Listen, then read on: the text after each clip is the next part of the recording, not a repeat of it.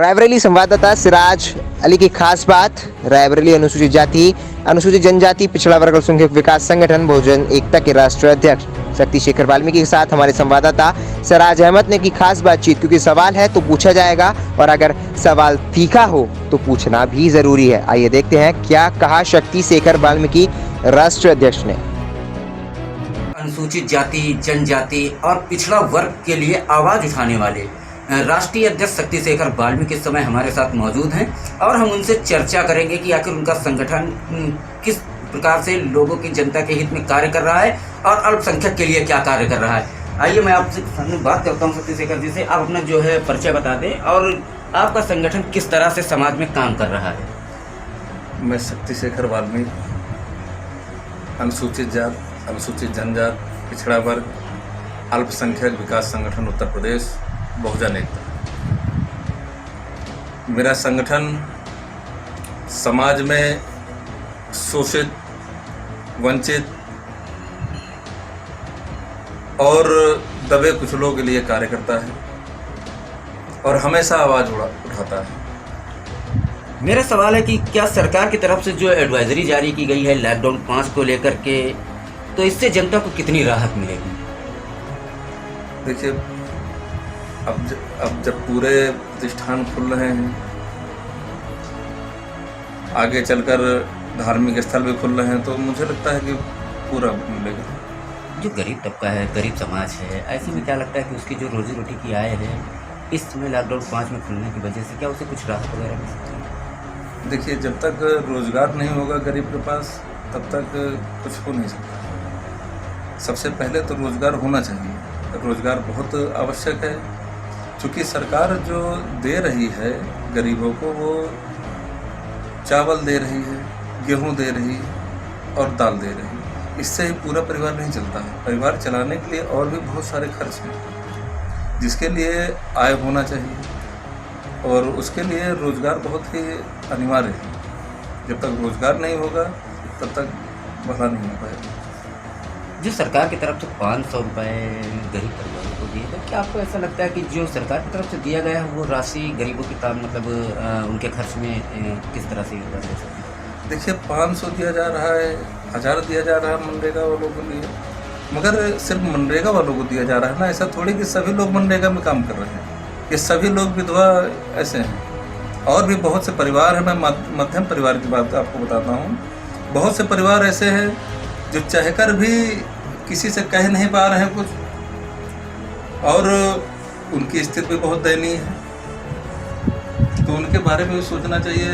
या तो मैंने कई बार आपने देखा होगा, मैंने अपने फेसबुक ट्विटर के माध्यम से कहा कि सरकार को कम से कम जितने परिवार हैं देश के भीतर, सारे परिवारों को कम से कम 5000 रुपये प्रति माह के हिसाब से देना चाहिए, जिससे लॉकडाउन हो चाहे 2 महीने का हो या 4 महीने का हो या आगे जितने दिन भी चलता रहे, किसी को समस्या ना हो सके। बात अगर दलितों और अल्पसंख्यक की जाए तो आपको क्या लगता है कि लॉकडाउन में इनको क्या क्या दिक्कतों का सामना करना पड़ा? देखिए, गरीबों और अल्पसंख्यक समाज की जहाँ तक बात है, सबसे ज़्यादा समस्या तो इन्हीं को उठानी पड़ी, क्योंकि अल्पसंख्यक और दलित समाज में लगभग 90% मजदूर हैं जो रोज़मर्रा मजदूरी करके अपना घर परिवार पालते हैं। हर तरह से पूरा देश लॉकडाउन में बंद है, कोई रोज़गार किसी का नहीं चल रहा है। तो आप समझ सकते हैं कि इनको किस प्रकार की समस्याएं होंगी, क्योंकि सरकार तो योजनाओं को बता दिया गया है, राशन उनको वितरित हो रहा है, मगर बहुत से परिवार ऐसे भी हैं जिनको राशन भी नहीं मिल पा रहा है। और बहुत हमारे संगठन ने प्रयास किया बहुत से परिवारों के लिए। SDM साहब से बात करके, DM साहब से बात करके उनको दिलवाया गया राशन। सबसे बड़ा सवाल ये है कि आप गरीबों की हक की लड़ाई लड़ रहे हैं अपने संगठन के द्वारा, तो आप अपना आदर्श किसे मानते हैं? किनके सिद्धांतों पर चल रहे हैं आप? देखिए, सबसे पहले तो मैं आपको बता दूं कि हम लोग आज अगर ये संगठन चला रहे हैं और संगठन चलाने की अगर प्रेरणा मिली तो हमारे लिए सबसे बड़े मसीहा बहुजन समाज के बाबा साहब डॉक्टर भीमराव अम्बेडकर, जिनके बताए गए पचिन्हों पर हम लोग चल रहे हैं। उसके बाद बहुजन समाज में जन्मे मानवर काशीराम साहब, जिन्होंने संघर्ष किया और दबे कुचले वर्ग को उठाने के लिए बहुत प्रयास किया, और ज्योतिबा राव फूले जी, माता सावित्रीबाई फूले जी, इन्हीं सबके आदर्शों, इन्हीं सबको आदर्श मानकर हम लोगों ने समर्थन दिया। आपको कब ऐसा लगा कि मुझे जो है दलित समाज, अल्पसंख्यक समाज, अनुसूचित जनजाति के लिए उनके हक की आवाज़ उठानी चाहिए? देखिए, ये आज लगभग मैं 10 वर्ष हो गया है संगठन को चलाते हुए। इन 10 वर्षों में मैंने शुरुआत में देखा कि बहुत ज़्यादा शोषण हो रहा है समाज का।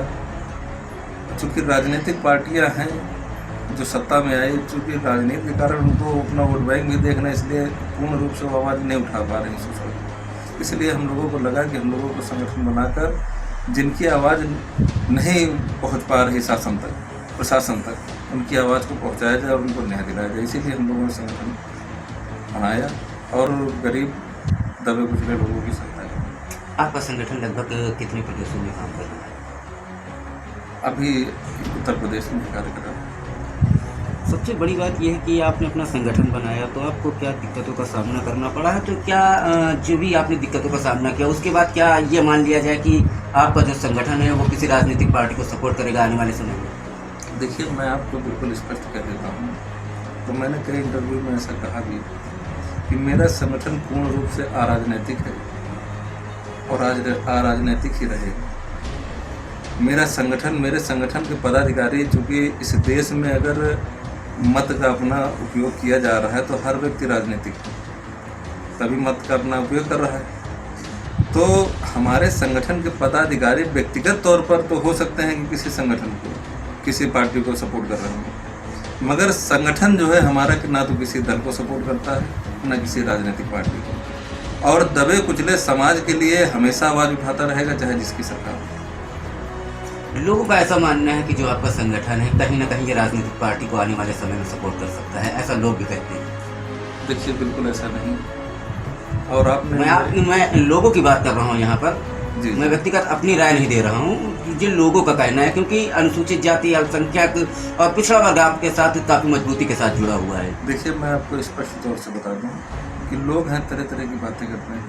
आपने हमारे काफ़ी कार्यक्रम देखे होंगे, आपने हमारा फेसबुक देखा होगा। आज तक तो कभी हम लोगों ने ना तो किसी पार्टी का सपोर्ट किया और ना भविष्य में करेंगे। हाँ, जो सरकार की अच्छी मंशा होगी उसकी तारीफ भी किया जाएगा, और जहाँ पर हमको लगेगा कि हमारे समाज का शोषण हो रहा है और पीड़न हो रहा है, उसके लिए हम सरकार के विरोध में भी होंगे और अच्छे कार्यों के लिए सरकार की तारीफ भी करेंगे। और रही बात सपोर्ट करने की, तो ना तो हम सपोर्ट करते हैं किसी भी राजनीतिक पार्टी को और ना ही भविष्य में करेंगे। ये राजनीतिक संगठन है, सिर्फ दबो कुचलों की आवाज़ उठाएगा। जैसा कि आपने देखा, शक्ति शेखर बाल्मीकि जो हमारे साथ राष्ट्रीय अध्यक्ष हैं, उनसे हम बात कर रहे थे, तो उन्होंने सीधे साफ शब्दों में कहा है कि हमारा जो संगठन है वो अराजनैतिक है और हम किसी भी पार्टी को सपोर्ट नहीं करते हैं। तो कहीं ना कहीं इनके संगठन के द्वारा जो भी कार्य कराए जा रहे हैं, लगातार गरीबों, शोषितों और मजदूरों की आवाज़ उठाई जा रही है, तो कहीं ना कहीं कहा जा सकता है कि उनके द्वारा जो भी कार्य यूपी के अंदर किए जा रहे हैं वो लाजवाब हैं। Siraj Ahmad, RJC news, Raebareli.